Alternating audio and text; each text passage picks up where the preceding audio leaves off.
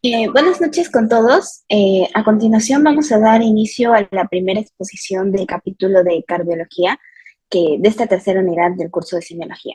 Entonces, me presento, mi nombre es Sandra Oriol Albino y yo voy a tocar estos dos primeros temas del capítulo de cardiología. El primero, que corresponde al tema de anamnesis y síntomas comunes, ¿no? En semiología. Entonces, vamos a iniciar. Primero, este va a ser el contenido que vamos a ver a continuación, tanto la anamnesis, que sabemos que es parte de la historia clínica y que incluye filiación, antecedentes, etcétera. Y también el apartado de síntomas comunes, dentro de los cuales vamos a tocar cuáles son las principales razones o motivos de consulta por el cual acudiría un paciente a un consultorio de cardiología, o cuáles son aquellos síntomas que me pueden indicar que se trata de una patología cardíaca. Entonces vamos a iniciar primero hablando de la anamnesis, en la cual sabemos que es parte de la historia clínica, ¿no? Primero va la anamnesis y luego va el examen físico.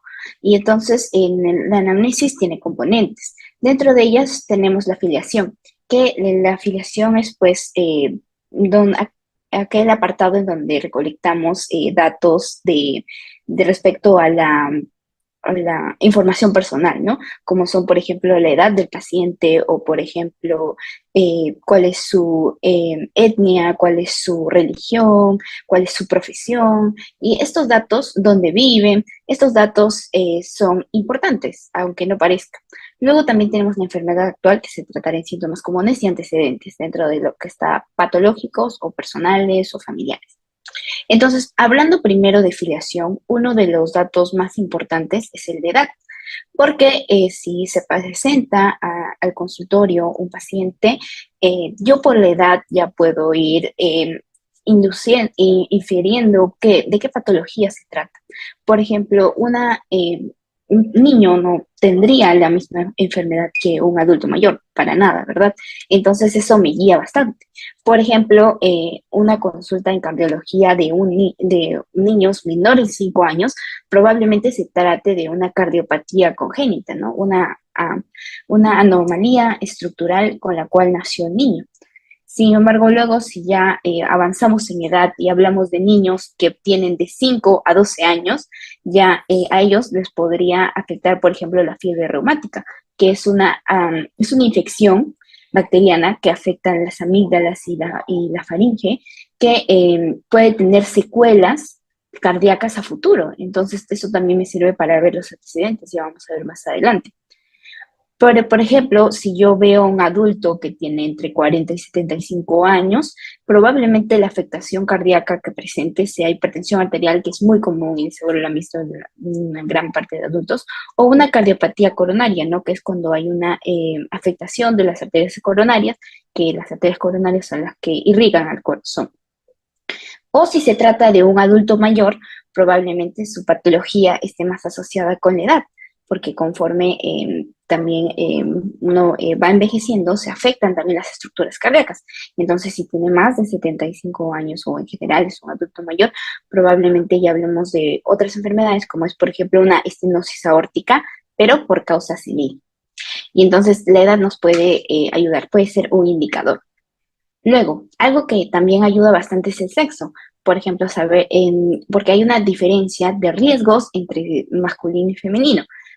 Por ejemplo, con respecto a la cardiopatía coronaria, de la cual ya habíamos estado hablando, ¿no? Que es la afectación de los vasos que irrigan al mismo corazón. Lo que sucede es que los hombres tienen un mayor riesgo que las mujeres. ¿Pero por qué? Justamente porque las mujeres, antes de la menopausia, tienen una mayor cantidad de HDL, que el HDL es el colesterol bueno. Antes de la menopausia, ellas tienen niveles más elevados de esto, y eso actúa como un factor protector, ¿no? Entonces, los hombres tienen mucho más riesgos si es que hablamos respecto a cardiopatía coronaria. Respecto a la profesión y la ocupación, esto también es muy importante. Por ejemplo, ¿qué pasa si viene un señor y veo que tiene síntomas de una insuficiencia cardíaca, pero yo no puedo encontrar la causa, ¿no? Digo, ¿pero por qué el señor tiene esta enfermedad? Pero yo ahondo un poco más en su historia y puedo notar que por ejemplo, el señor ha trabajado años, toda su vida, en minas, o ha trabajado con asbesto, o ha trabajado en alguna fábrica y ha estado expuesto a la inhalación de algodón, o en general, pues como pueden estar viendo, una inhalación de polvos que llegan a afectar a nivel pulmonar. De seguro lo recuerdan de su clase de la semana pasada, en donde hablaron de enfermedades restrictivas y cómo esta inhalación de polvos causa cambios estructurales a nivel pulmonar, y lo que hace es que aumenta la resistencia vascular pulmonar, causa una hipertensión pulmonar. Y este daño que existe a nivel de los vasos, a nivel respiratorio, afecta el corazón, porque recordemos que, pues, cómo va cómo va, ¿no? Que el corazón envía sangre a los pulmones para que se oxigene. Pero ¿qué pasa si los vasos de los pulmones están aumentados en resistencia? Hay una hipertensión. El pulmón enfermo, por decirlo así, termina afectando al corazón. Entonces, cuando el pulmón, que estaba enfermo inicialmente, causa una enfermedad cardíaca, que sería una insuficiencia cardíaca, en este caso es conocido como coro pulmonare. Ok, entonces yo ya puedo ver cómo es que la profesión está asociada a la enfermedad. Otro caso es, por ejemplo, personas que trabajan en empresas. Sabemos que el trabajo en empresa suele ser bastante relacionado con un factor estresante porque hay mucha competencia, de por sí es difícil conseguir trabajo y, como mencioné, hay una gran competencia, ya sea para tener un aumento, para tener sueldo, etcétera. Eh, pero también hay otro, y justamente estos factores estresantes son importantes, porque resulta que hay una enfermedad que seguro han escuchado, que es la de Takotsubo, o el síndrome del corazón roto, que se da, que básicamente en donde hay una disfunción cardíaca debido a un evento estresante o un evento emocional. Otro factor de riesgo asociado en las empresas es el sedentarismo, ¿verdad? El sedentarismo porque sabes que las empresas es un trabajo de 8 horas, o si es que no más, en donde la gente para prácticamente sentada todo ese tiempo. No, obviamente como que eso está relacionado también con un mayor factor de riesgo, pero con enfermedad coronaria, con cardiopatía isquémica o enfermedad coronaria, que es lo mismo. Y es justamente por este factor de riesgo que es estar sentado mucho tiempo y no realizar actividad física. Entonces, continuamos con la anamnesis. Ahora tenemos ahora vamos a hablar de los hábitos nocivos, ¿no? Que también es uno de los apartados que se le tiene que preguntar sí o sí al paciente. Aunque incluso pueda resultar incómodo, se tiene que hacer. Por ejemplo, uno de los más importantes acá es el tabaquismo, que lo vamos a ver aquí. El tabaquismo es uno de los factores de riesgo más importantes en cardiología porque está muy relacionado con, la otra vez, cardiopatía isquémica o cardiopatía coronaria. Y es que el grado de relación incluso es a tal punto que se asocia la cantidad y la frecuencia con la que la persona consume cigarros con, por ejemplo, el momento de aparición de la enfermedad o cuán grave llega a ser la enfermedad. Entonces, nosotros cómo medimos cuál es el grado de consumo de una persona con el índice paquetes año, ¿verdad? Que también lo han visto en su clase, también lo han visto en el capítulo anterior, como la cantidad de cigarros que fumaban por año, o bueno, de paquetes, se relaciona tanto con enfermedades pulmonares, pero también con enfermedades cardíacas. En este caso, lo relacionamos específicamente con la cardiopatía, la enfermedad coronaria. Pero en general no es solo la enfermedad a los vasos del corazón, porque en general afecta a los vasos de todo el cuerpo, en general a nivel vascular de todo el cuerpo. Entonces, no solo se asocia con enfermedad coronaria, sino también con enfermedades, a arteriopatías periféricas, ¿no? Que pueden afectar a vasos de, por ejemplo, las piernas, de los brazos, etc. Alcoholismo. El alcoholismo es otro factor de riesgo que es importante preguntar al paciente porque está asociado también con complicaciones cardíacas. Por ejemplo, se relaciona con arritmias, se relaciona con hipertensión arterial, pero uno de los que más destacan es la miocardiopatía inducida por alcohol, que es adquirida tras un consumo excesivo y irregular de alcohol. Y entonces esta también causa síntomas de una insuficiencia cardíaca. Y entonces, si yo veo que un paciente tiene estas características, estos síntomas de insuficiencia cardíaca, y yo ahondo en su historia de que ha tenido este antecedente, puede tratarse de esta causa, ¿verdad? Luego, otro hábito nocivo que debemos preguntar son las drogas. Las drogas, ya sea inyectables o también pueden ser las drogas inhaladas, ambos constituyen un factor de riesgo y ya vamos a ver por qué. De por sí, porque están asociados con dos patologías. Primero, la endocarditis infecciosa. Las drogas inyectables están asociadas con endocarditis infecciosa, especialmente a las válvulas derechas, que es la tricuspide, y también está asociada con un tipo de cardiopatía isquémica, que es un tipo de enfermedad coronaria, porque al inhalar drogas, esto también causa cambios patológicos a nivel de los vasos. Lo que puede suceder es que se da una vasoconstricción a nivel de los vasos. Y eso puede causar un tipo de cardiopatía isquémica, que es la angina de Prinzmetal, que es cuando que es básicamente una isquemia cardíaca causada por el vasoespasmo. Y el vasoespasmo fue causado por las drogas. Entonces, esto, por ejemplo, es importante porque imagínate que llega un paciente joven con un infarto. Tú dices, ¿por qué un paciente joven tiene un infarto? Es joven, no tiene factores de riesgo, no tenía hipertensión arterial, no tenía nada, pero llegó con un infarto. Entonces tú indagas más en la historia y si te das cuenta que tiene un antecedente de consumo de drogas, entonces ahí está la respuesta, ¿no? Ahí está la causa. Bueno, continuamos hablando en la anamnesis y ahora vamos a pasar a los antecedentes. Los antecedentes de un paciente los podemos obtener de forma directa, preguntándole al paciente, pero también lo podemos obtener preguntándole a sus familiares, si es que a veces el paciente como que ves que no te colabora o es que no puedes hacer la historia con el paciente, se hace de esa forma, o si tienes el acceso a su historia clínica anterior. Entonces, dentro de los antecedentes, nosotros tenemos los antecedentes personales y también los familiares y también los familiares. Primero, respecto a los antecedentes personales, ¿cuáles son de relevancia en la historia clínica cardiológica? Son los siguientes. Por ejemplo, uno de ellos son los procedimientos, las cirugías, porque ¿qué pasa si un paciente viene y te dice que él ya ha tenido un stent o una angioplastia? Esos procedimientos son los que se hacen cuando hay un bloqueo en el suministro, en las arterias coronarias que irrigan el corazón. Ya sea el stent, cuando se coloca una malla para expandir la arteria, o cuando haces una angioplastía para abrir más el vaso. Esto ya te dice que el paciente ya estuvo enfermo y tuvo que recibir un tratamiento para esta enfermedad. Entonces, eso ya te da una idea de que ya estuvo grave, ¿verdad? Si es que ya has hecho una cirugía o algún procedimiento cardíaco, como es el estendo de la angioplastia coronaria.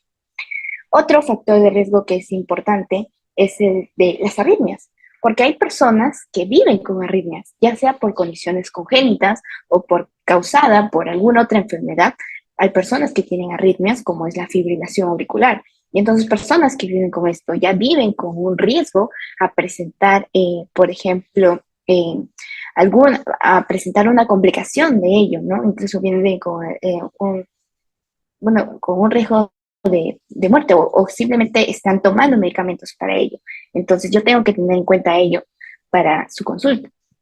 También, si es que ha tenido alguna enfermedad, una cardiopatía congénita, ¿no? Si viene y me dice que ese es su antecedente, por ejemplo, uno de ellos es el conducto interventricular, la comunicación interventricular, que sabemos que los ventrículos, que son las cavidades inferiores, están separados, pero en esta enfermedad hay una abertura entre estos dos. Entonces eso ya es un antecedente de importancia, ¿no? Que debo tomar en cuenta.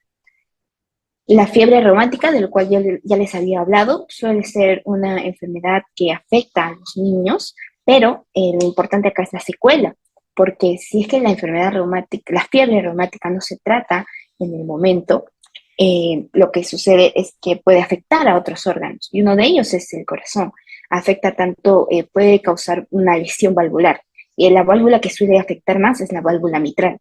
Entonces, si viene luego un paciente con una estenosis mitral, yo veo que no encuentro no encuentro la causa, pero indago que él ha tenido el antecedente que de niño le ha dado una amigdalitis o una faringitis y no ha recibido tratamiento con antibióticos, ya encontré la causa.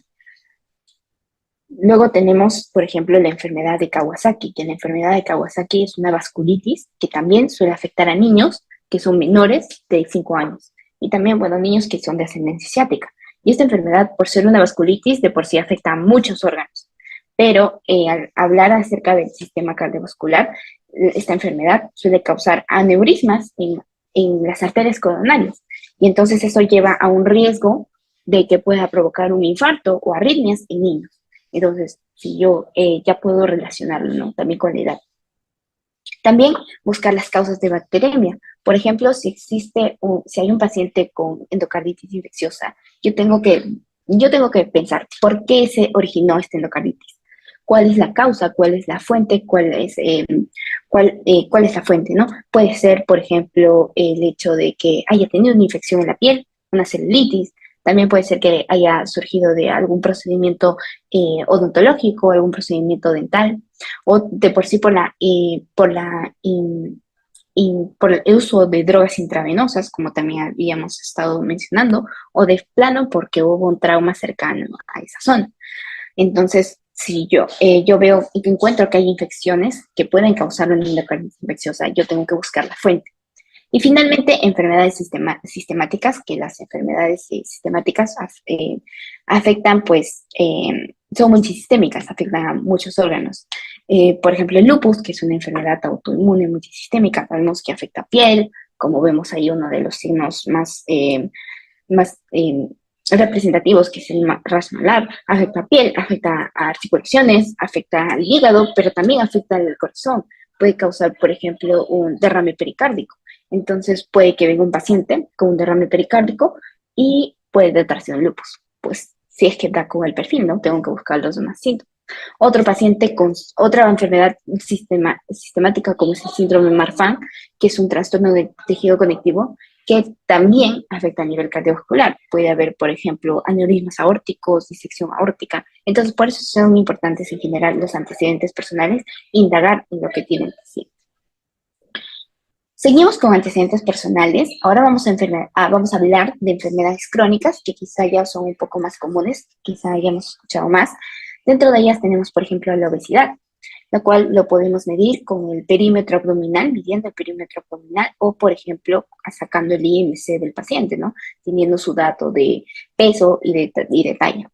Otra enfermedad crónica es la diabetes, que algunos pacientes tienen. Entonces, la diabetes también tiene consecuencias cardiovasculares. También la hipertensión, la presión alta, también es una enfermedad crónica que se tiene que registrar en la historia, ¿no? Porque conlleva a tiene complicaciones que pueden ser mortales. Y finalmente las dislipidemias, que las dislipidemias es cuando hablamos de una dislipidemia cuando ya sea quizá un aumento excesivo o una cantidad excesiva de triglicéridos o de colesterol total, exacto. Pero estos hay que tomarlos, hay que agruparlos porque son parte de algo más grande, que es el síndrome metabólico. El síndrome metabólico es un conjunto de patologías que justamente suelen manifestarse de forma conjunta y que cuando están presentes aumentan el riesgo de enfermedad cardiovascular. Entonces, para el síndrome metabólico de por sí hay criterios, ¿no? Hay criterios, por ejemplo, de la OMS y de otras instituciones. Y según se cumplen estos criterios, se diagnostica síndrome metabólico en los pacientes. Pero básicamente está constituido por la obesidad, diabetes, hipertensión arterial y dislipidemia. Y entonces, si un paciente cumple con los criterios de síndrome metabólico, hay un mayor riesgo de enfermedad cardiovascular. Otra enfermedad crónica importante sería una enfermedad tiroidea, ya sea un hipertiroidismo o un hipotiroidismo, ambos pueden afectar al corazón. Coagulopatías, si es que existe una coagulación excesiva, esto puede causar trombos que pueden afectar tanto a nivel central en el corazón o a nivel periférico. Luego tenemos a la enfermedad coronaria, que eso ya lo habíamos ya lo hemos mencionado muchas veces, ¿no? La enfermedad coronaria es si yo tengo un paciente que ya sabe que vamos a hablar de ese síntoma más tarde, que tiene dolores, una angina, entonces ya ese es un factor de riesgo de que puede progresar a algo más grave, ¿no? Como es un infarto. Y la enfermedad renal crónica. La enfermedad renal crónica también es un antecedente importante porque la enfermedad renal crónica llega a afectar, los riñones, como sabemos, participan en la regulación de la presión arterial, por ejemplo. Entonces, si están afectados, no hay una buena regulación y eso incrementa, por ejemplo, la presión arterial que puede ya estar existente o puede que la cause. Entonces, como están también metidos en este proceso, es un antecedente importante. Luego tenemos los antecedentes familiares. ¿Y por qué son importantes? Porque hay enfermedades que tienen un componente genético. Tanto puede ser porque de plano por una mutación o una mutación que se transmite de generación a generación, o porque hay cierto un componente genético quizá no tan fuerte, pero hace que si un familiar tiene tal enfermedad, el otro es un pariente directo, ya hay un mayor riesgo. Por ejemplo, ¿qué pasa con que si hay un paciente que se presenta con una enfermedad coronaria prematura? ¿Eso qué significa? Lo que pasa es que la enfermedad coronaria es consecuencia de una serie de factores de riesgo, como hemos visto, la obesidad, la diabetes, hipertensión y dislipidemia. Y estos, por edad, se suelen manifestar ya en los adultos, ¿no? Adultos, casi adultos mayores, más que nada. Entonces, ¿qué pasa si vemos personas jóvenes con una enfermedad coronaria? Como varones menos de 55 años o mujeres menos de 60, porque recuerden que las mujeres están un poco más protegidas. En ese caso, eso me indicaría que puede que no se trate, puede que la causa no sea estos factores de riesgo, sino sean enfermedades que tienen un componente genético, como son cardiomiopatías, como pueden ser arritmias inherentes, que son arritmias con las que nace la gente, ¿no? Que tienen desde el nacimiento, o condiciones como hipercolesterolemia familiar, ¿no? Que es donde toda la familia tiene el colesterol alto y entonces eso constituye un factor de riesgo. Y esto, ¿cómo yo me puedo guiar de que existe esta condición familiar? Bueno, pues un gran indicador es la muerte súbita. Si es que viene un paciente que te dice que su papá murió a una corta edad, no sé, 35, a los 35 años de forma súbita y que no sabe la causa, y eso ya le pasó, no sé, a su tío, y también le pasó a su primo, eso ya te dice, no es por los factores de riesgo, ¿no? Puede que tenga una enfermedad eh, inherente, ¿no? A la familia. Luego, pero también eso está quizá ya más relacionado incluso con mutaciones, ¿no? Sin embargo, existen otras enfermedades como la diabetes, hipertensión, la dislipidemia o obesidad, en donde también hay cierto componente genético que hace que si tus familiares han tenido estas enfermedades, también existe el riesgo de que tú las padezcas. Y finalmente, el uso de medicamentos, que es muy importante, porque pues actualmente el uso de medicamentos es bastante desmedido y y entonces es importante registrar la historia. Y uno de los medicamentos que quizá se usan bastante son los AINES, que son los antiinflamatorios no esteroideos, ¿no? Se usan porque disminuyen el dolor. Y entonces, dentro de ellos tenemos el ibuprofeno, naproxeno, ketorolaco, que quizá hay pacientes que lo usan sin, simplemente apenas les duele algo ya lo usan o lo toman demasiado seguido, sin tomar en cuenta las consecuencias, porque los AINES al final también están relacionados con un mayor riesgo cardiovascular. Entonces hay que tomarlo en cuenta, ¿no? ¿Qué medicamentos consume el paciente? Ahora vamos a hablar de los síntomas comunes, de los síntomas importantes en cardiología. Dentro de ellos, el dolor de pecho. El dolor de pecho es muy importante porque puede constituir una posible emergencia. El dolor de pecho puede ser desde una causa psicógena hasta de una causa cardíaca que puede llegar a ser mortal. Y ya vamos a ver acá. Y para eso es importante entender las causas. Las causas, por el capítulo en el que estamos, las vamos a dividir en cardíacas y extracardíacas. Y nos vamos a enfocar más que nada en las causas cardíacas. Aquí vamos a poner todo. Ya. Dentro de las causas cardíacas, nosotros vamos a tener a las causas isquémicas y a las causas no isquémicas. Isquémicas es cuando hay una disminución del flujo sanguíneo, hay un desbalance entre la demanda de oxígeno, entre la demanda y la oferta de oxígeno. Y dentro de las causas isquémicas, yo tengo dos, las que son las agudas y por así decir, la crónica o la estable. Y también tengo las causas no isquémicas, cardíacas, pero no isquémicas, no se dan por este desbalance entre la oferta y la demanda. Dentro de las causas isquémicas, como mencioné, tenemos la crónica, que es la angina estable, que es donde básicamente hablamos de una isquemia cuando hay justamente no hay un adecuado irrigación de las arterias coronarias al mismo corazón. Entonces, en una angina estable, lo que sucede es que hay hablando un poco de la fisiopatología para poder comprender la para poder comprender la semiología, en la angina estable hay una oclusión de las arterias coronarias, pero en este caso esta oclusión es como que siempre está ahí. Está ocluido por la aterosclerosis, pero la oclusión está ahí. Siempre se queda ahí.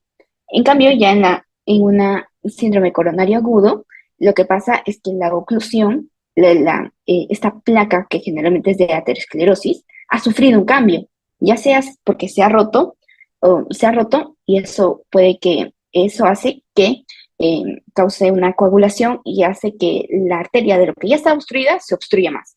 Entonces, cuando la arteria se obstruye más, puede que se obstruya completamente, causando una obstrucción al 100%, y si la obstrucción es al 100%, ahí hablamos de un infarto agudo de miocardio. Y la obstrucción, como es al 100%, ya no hay irrigación, y entonces eso causa una necrosis miocárdica. En cambio, si la obstrucción, a pesar de este cambio en la placa, no es al 100%, sino que deja un huequito para que pase algo de sangre, hablamos de una oclusión parcial. Por placa inestable, porque ha habido un cambio en la placa, ¿no? No es que la placa ha sufrido un cambio, no es la placa que estaba siempre. Y eso causa una angina inestable. Vamos a ahondar más en las características del dolor en unos minutos. Entonces, todos estos tres entidades son parte de las causas isquémicas del dolor de pecho. Pero también tenemos las causas no isquémicas, que te pueden causar también un dolor de pecho, como son, por ejemplo, la pericarditis, cuando hay una inflamación del pericardio, o la disección aórtica, que es cuando se da que en la aorta hay un desgarro de la capa íntima. Y en esas nos vamos a enfocar, en las causas cardíacas. Otra, ¿y cómo es que yo puedo averiguar de cuál de todas estas causas se presenta, no? Porque el paciente solo viene y te dice, me duele el pecho. ¿Cómo es que yo sé de qué entidad, de qué enfermedad estoy hablando? Porque yo tengo que ahondar en las características del dolor. Y ustedes ya han hablado de eso, ¿no? ¿Cuáles son las características del dolor? Una de las primeras clases de semiología. Y eso lo sacamos con una memotecnia, ¿no? Que era Alicia. Entonces, lo mismo acá, pero hay que enfocarlo un poco más hacia patologías cardíacas. Por ejemplo, nosotros en este caso preguntaríamos cuándo apareció, cuál es la duración del dolor, porque si es un dolor repentino, ya me indica que es un síndrome coronario agudo, pero si es un dolor al cual el paciente ya está acostumbrado, el manejo es diferente, porque un síndrome coronario agudo es una emergencia. ¿Cuál es su duración? Si el dolor ha durado unos segundos o si ha durado mucho tiempo, eso también se relaciona con la causa. Si está relacionado con algún evento, por ejemplo, el señor te dice, el dolor me apareció al enterarme que me habían robado todo mi dinero. Entonces es ante un factor estresante, ¿no? O el dolor apareció cuando yo corrí porque me habían robado. Entonces apareció entre el ejercicio. O si te dice, el dolor apareció cuando yo estaba sentado. Son diferentes desencadenantes. Otro, la localización. Si te dice que, ¿dónde siente el dolor, señor?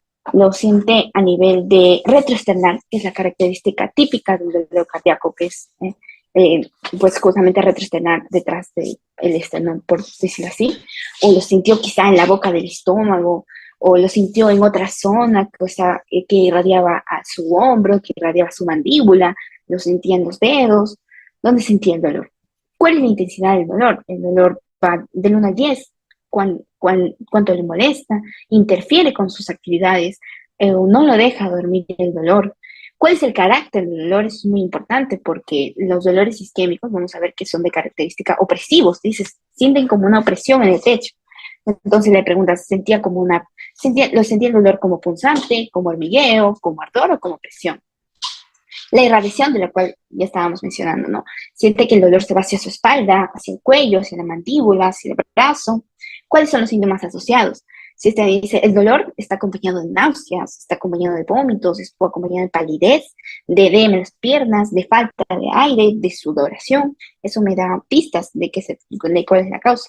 Y los atenuantes o agravantes, ¿no? Que es qué lo mejora, qué mejora el dolor, quizá una posición, o qué lo empeora, ¿no? Quizá cuando respira le duele más, etcétera. Entonces, esas son características que tenemos que preguntar. Y en base a las respuestas es que nosotros ya podemos decir, ah, esta es la causa.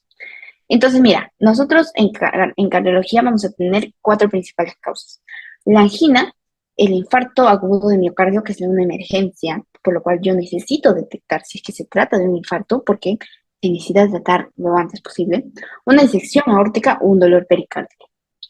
Entonces, las características de este dolor me pueden guiar. Por ejemplo, si el dolor es a nivel retroesternal, puede tratarse de cualquiera de las tres, angina, infarto o disección. Si es a nivel interescapular, ya me guía más a una disección aórtica. Y si es a nivel retroesternal, pero más que nada del lado izquierdo, el dolor pericárdico. Y a ver, vamos a escribirlo todo. También el inicio me ayudaría a saber. Si es que el inicio fue así, repentino, progresivamente rápido, se trataría más de una causa aguda, como angina o infarto. O si, de igual manera, si fue una disección aórtica, si fue súbita. Pero si el dolor fue gradual, poco a poco fue aumentando, ya me trataría de un dolor de causas que afecta al pericardio, ¿no? Si es que el dolor es opresivo, te había mencionado que el dolor opresivo es como una sensación de que algo está sentado encima de los pacientes, a veces lo escriben así, me hablaría de una causa más que nada isquémica, diferente a un dolor de características desgarrante por disección aórtica o penetrante por dolor pericárdico. Y también, por ejemplo, si es que me dice que suele irradiarse a cuello o a brazos, esa es más característica isquémica que así se irradia espalda en caso de la disección aórtica o a hombro izquierdo en caso del dolor pericárdico. Y si está acompañado de disnea o acompañado de síntomas vasovagales que se refiere, por ejemplo, a la sudoración, me habla más de una causa isquémica. En cambio, una disección aórtica estaría relacionado con síncope o incluso con signos focales. Y el dolor pericárdico con la disnea, ¿no? La duración también es muy importante. El infarto de miocardio y la disección aórtica tienen una presentación aguda y tienen una duración bastante prolongada. El dolor no dura un ratito nada más, dura más de media hora, más de 20 minutos, horas tiene de duración este dolor. A diferencia de una angina que tiene una duración de 2 a 10 minutos y es algo que el paciente incluso ya se le espera, ya lo conoce y ya conoce el desencadenante. Mientras que en el dolor pericárdico también puede tener una duración variable, ¿no? Porque como habíamos visto, su inicio es gradual. También la intensidad, el dolor de la angina puede ser leve, moderado. El del infarto y el de la disección aórtica son los que son severos o muy severos. Y el dolor pericárdico variable, y eso es que ya depende de cuán afectado esté. ¿Cuáles son los atenuantes, los agravantes? La angina, como te había mencionado, es un dolor que el paciente ya conoce. Sabe que si hace mucho ejercicio o si hay factores estresantes, le va a doler, pero va a ser un dolor que le dure poco. Pero ya sabe cuál es su desencadenante, como puede ser el ejercicio intenso. En cambio, el infarto de agudo de miocardio le puede pasar a una persona en cualquier momento que la placa se rompa o se convierta en una placa inestable. De igual manera, la disección aórtica puede pasar en cualquier momento. Mientras que, luego también hablando del dolor pericárdico, suele tener diferencias, ¿no? Con respecto a la postura, ¿no? Por ejemplo, puede disminuir con cierta postura, a eso se refiere. Y luego respecto a las causas. La angina, como habíamos visto, es por la aterosclerosis, porque hay una placa obstruyendo en las arterias. Sin embargo, esta placa se queda ahí. Es una placa estable, es una placa que no cambia. Sin embargo, si hay una mayor exigencia del corazón por un estrés o por ejercicio, le va a doler por la isquemia. En cambio, en el infarto agudo hay una ruptura de estas placas que causa que el vaso se ocluya al 100%, causando necrosis del miocardio. Y esa es una emergencia. La disección aórtica también puede suceder en cualquier momento y la causa del dolor pericárdico puede ser una pericarditis. Eso sería respecto al dolor torácico. Ahora vamos a hablar respecto a la disnea, que la disnea es una sensación de incomodidad al respirar. que no corresponde con cierto grado de esfuerzo. Y es que la disnea también, seguro han escuchado que se escribe con una falta de aire, ¿no? Sensación de falta de aire. Y esa sensación de falta de aire de por sí es algo que todos hemos experimentado. Sin embargo, la disnea es cuando no corresponde con el grado de esfuerzo, porque todos experimentamos disnea si es que, por ejemplo, corremos, no sé, 10 cuadras. A cualquiera le va a faltar el aire. Pero en este caso ya es preocupante si es que tú simplemente te paras a ir al baño y ya te falta el aire. Entonces, en el caso de cardiología, nosotros vamos a poder distinguir entre una disnea aguda o una disnea crónica. Dependiendo de cómo apareció, me puede guiar a la patología. Por ejemplo, si es aguda, me habla de una me puede hablar de una insuficiencia cardíaca, pero de por sí, bueno, la insuficiencia cardíaca puede aparecer quizá, puede ser aguda o crónica, ¿no? Puede ser porque una crónica se descompensó, o puede ser que otro evento, por ejemplo, un infarto de miocardio, cause una insuficiencia cardíaca aguda. Entonces, eso causa, por ejemplo, edema pulmonar. Y esa es la razón por la que el paciente se presenta con disnea. Otra causa de disnea es, por ejemplo, las arritmias, porque durante las arritmias esto no permite que haya un correcto bombeo de la sangre.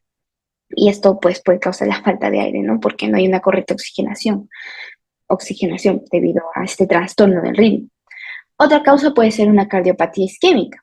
Y una cardiopatía isquémica, como habíamos visto, puede estar acompañado de disnea.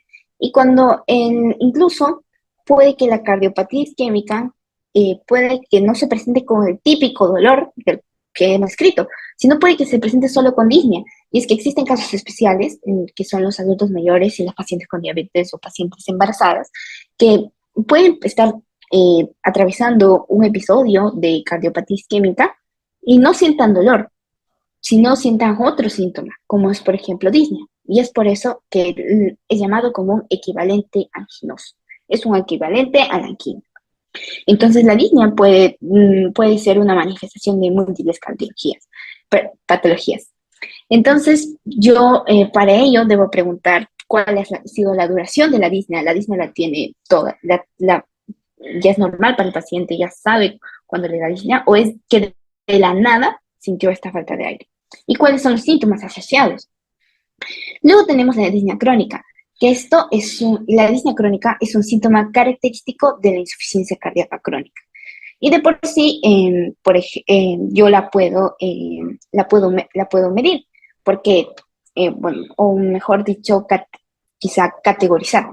Existe esta escala que es dada por la New York Heart Association, que me ayuda a clasificar la gravedad de los síntomas de falla cardíaca. Y es dependiendo si el paciente tiene esta disnea en grandes esfuerzos, como al correr, hacer deportes o subir varios pisos, o una disnea a moderados esfuerzos, que es, por ejemplo, al subir solo un piso o al correr un trecho pequeño, o disnea de esfuerzos ligeros, como es simplemente al hablar, al comer, al vestirse, al peinarse, o una disnea cuando está totalmente en reposo. Dependiendo de cuándo, en qué momento el paciente tiene esta falta de aire, sensación de falta de aire, yo puedo categorizar la gravedad de los síntomas en la falla cardíaca. Entonces es muy importante, ¿no? Saber hacer un interrogatorio. Por eso es que yo le hago las preguntas correspondientes al paciente, como ¿cuál es el grado de limitación? ¿La disnea le permite seguir caminando o la disnea ya no le permite ni ir al baño? ¿Cuáles son los síntomas asociados? Porque si hablamos de una insuficiencia cardíaca, tiene que presentar otros síntomas correspondientes a la enfermedad. Si es que alguna postura mejora o empeora la disnea, etc. Seguimos hablando de síntomas relacionados con la disnea, como es, por ejemplo, la ortopnia. La ortopnia es la disnea, pero cuando el paciente está echado, o mejor dicho, cuando el paciente está en posición supina. Entonces, el paciente siente que le falta el aire, pero cuando está echado. ¿Y esto por qué? Esto es un síntoma característico también de la insuficiencia cardíaca. Pero cuando ya hablamos de una enfermedad avanzada, una insuficiencia cardíaca que ha progresado, o cuando ya ha habido de por sí una descompensación, una insuficiencia cardíaca que, por ejemplo, un paciente con insuficiencia que le dio una infección, entonces se descompensó y tiene esta disnea, esta falta de aire cuando se echa. Y esto también puede ser progresivo y yo puedo medir cuán severa es la ortopnia con preguntas. Le pregunto al paciente, ¿usted duerme sentado? ¿Y por qué pregunto esto? Porque los pacientes no van a, no, por como les falta el aire al echarse, no van a poder dormir echados. Entonces me dice, ah, sí, yo duermo sentado. O le preguntas, de casualidad, ¿con cuántas almohadas duerme? Y el paciente dice, sí, ¿cómo sabía, no? Yo antes dormía echado, ¿no? Pero luego tuve que ir poniéndome almohadas y antes dormía con una almohada, pero ahora duermo con 4 almohadas. Y es para que se mantenga pues sentado, ¿no? Porque echado le falta el aire. Entonces, con las preguntas que yo le hago al paciente, puedo sacar este síntoma, ¿no? Que me dice, ah, mira, tiene ortopnia. Entonces, probablemente también, este es uno de los síntomas de insuficiencia cardíaca. Y ahora, ¿por qué se da la ortopnia? Esto es debido a que cuando los pacientes, la persona está echada, aumenta el retorno venoso. Y también se da una reabsorción y una redistribución de los líquidos, que hace pues que, por ejemplo, en el pulmón de por sí hay presencia de líquido a nivel de los pulmones, ¿no? Pero si el paciente está parado o sentado, el líquido suele irse hacia abajo. Pero si el paciente se echa, este líquido ya suele como extenderse, ¿no? A nivel de toda la superficie. Entonces hace que la respiración sea mucho más complicada para el paciente. Entonces se echa y le falta el aire. Esto también está relacionado con otro síntoma que es muy característico de la insuficiencia cardíaca, que es la disnea paroxística nocturna. La disnea paroxística nocturna es definida como la podemos definir como la disnea sumado a una ortopnea, pero súbito. O sea, el paciente está durmiendo y de repente se despierta porque le falta el aire. Entonces es una disnea, falta de aire. Y es ortopnea porque le falta el aire cuando está echado, pero es de forma súbita, porque como te dijo, el paciente está durmiendo y se despierta, ¡ah! Le falta el aire, no siente que le falta el aire. Y tiene que pararse, tiene que sentarse, tiene que acercarse a una ventana para tomar aire. Y eso es algo que ya al paciente le pasa, por así decirlo, es ya como un hábito, porque el paciente ya sabe más o menos incluso a qué horas le pasa casi 2 horas después de dormir, le pasa casi 2 horas después de dormir, pero con esto hay que tener cuidado, porque puede confundirse con un síntoma de asma, porque de seguro han escuchado que el asma puede tener exacerbaciones nocturnas. Entonces, que también pueden verse, ¿no? Como esta falta de aire cuando te despiertas por esta falta de aire. Pero yo como sé que eh, esta disnea es por causa cardíaca, y es que está acompañado de otros síntomas de insuficiencia cardíaca, como son, por ejemplo, el esputo blanco espumoso, que me habla de que es debido a un edema pulmonar, o de por sí porque el paciente tose y está manchado de sangre, que también es uno de los hallazgos que puede encontrar cuando hay un edema pulmonar, ¿no? Cosa que no pasa en el asma, porque en el asma no hay edema pulmonar, ¿no? Entonces, es como para distinguir, porque puede que haya cierta confusión, ¿no? Puede que un paciente venga con ese relato y tú tienes que saber, ¿se trata de un asma con crisis de la noche o de una insuficiencia cardíaca? Luego vamos a hablar de las palpitaciones. Las palpitaciones son una percepción desagradable del latido cardíaco. Y eso le puede pasar tanto a personas sanas como a personas pues con alguna enfermedad. Las personas sanas nos puede pasar las palpitaciones simplemente cuando hacemos ejercicio. Cuando hacemos un ejercicio extenuante, sentimos, ¿no? Como nos palpita el corazón. Pero también nos puede pasar en situaciones estresantes, antes de exponer, antes de dar un examen. Sentimos palpitaciones por el nerviosismo. Es normal. Sin embargo, cuando ya hablamos de unas palpitaciones por causas cardíacas, las causas no serían estas. Las causas podrían ser, por ejemplo, arritmias. Arritmias que se originan, pueden ser tanto a nivel de las cavidades superiores o las cavidades inferiores del corazón. Por ejemplo, una taquicardia ventricular o una taquicardia supraventricular. Hablar de arritmias también es como todo un capítulo aparte, ¿no? Pero una de sus manifestaciones es las palpitaciones. Aquí lo importante es cuando sé que las palpitaciones constituyen un riesgo para el paciente o me están hablando de una causa cardíaca. Para eso yo tengo que identificar las características de alto riesgo. Si yo veo un paciente con palpitaciones, tengo que buscar otras pistas. Por ejemplo, ¿qué tal si es un paciente con un infarto, que ha sufrido un infarto y después presenta palpitaciones? Eso me dice que esto es consecuencia, es una de las consecuencias del infarto mismo. ¿O qué tal si el paciente tiene un historial de muerte súbita? Por ejemplo, que me dice que su hermano falleció a una muy corta edad y viene el paciente con palpitaciones. Me dice que probablemente esta familia tenga alguna patología cardíaca inherente. Puede ser algo estructural o algo relacionado también con arritmias. O si está asociado a síncope o a dolor torácico. Pues obviamente hay palpitaciones más dolor torácico, me indicaría una causa cardíaca, ¿no? O cardiopatías estructurales, eso también, ¿no?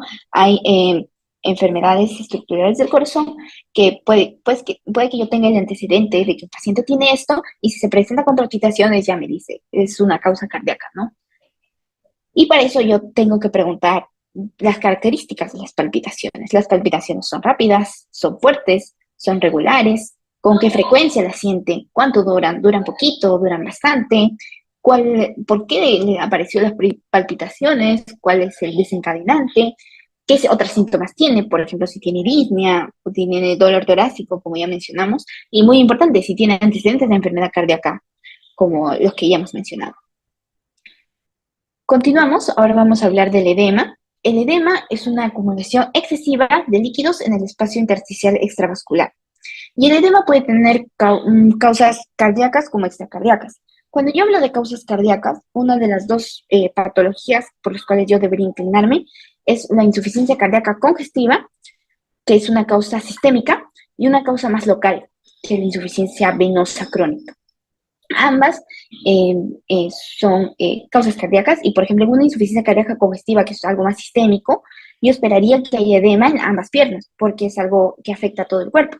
Pero una insuficiencia venosa crónica, que es, por ejemplo, cuando hay una afectación de un vaso, eso sería solo a nivel local. Una pierna nada más sería afectada, porque estamos hablando de un vaso afectado. Entonces yo esperaría que solo haya edema en una pierna.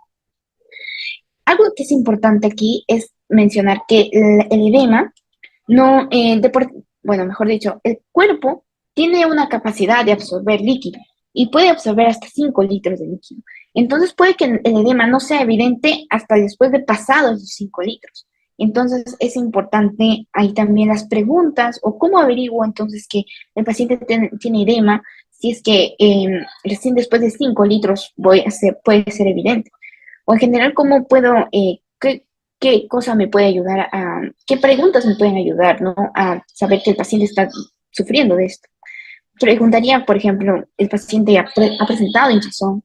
Importante saber dónde ha presentado hinchazón a nivel bilateral, unilateral. Si es peor en las mañanas o en las noches, eso me ayuda a descubrir la causa.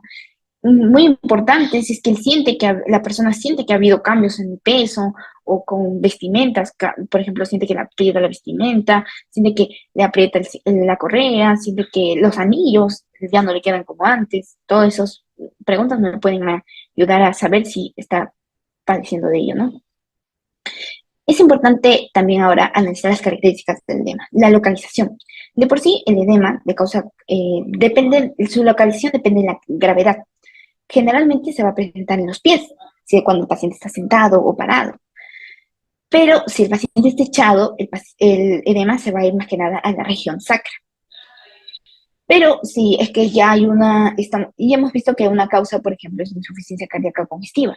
Cuando hay una insuficiencia cardíaca congestiva descompensada, el edema ya no se va a limitar solo a los pies o a la región sacra, sino que puede tratarse de un edema generalizado, en donde yo encuentro edema no solo en esta zona, sino también, por ejemplo, incluso a nivel de abdomen o a nivel de los genitales masculinos. Entonces es importante dónde yo encuentro el edema. La cronología. Lo que sucede es que el edema cardíaco suele disminuir en las mañanas y esto es debido a la posición de cúbito, que es cuando el paciente está echado, y también porque los pacientes con insuficiencia cardíaca suelen ir muchas veces, suelen ir al baño en la noche, ¿no? Y eso hace que disminuya el edema en las mañanas y eso lo distingue del edema de causa renal. La apariencia, el edema de causa cardíaca suele ser frío, suele ser acompañada de cianosis, porque pues de por sí la vascularización o la perfusión de los órganos no es adecuada. Entonces vemos que las extremidades están frías o pueden presentar cianosis porque no hay una adecuada perfunción de los tejidos.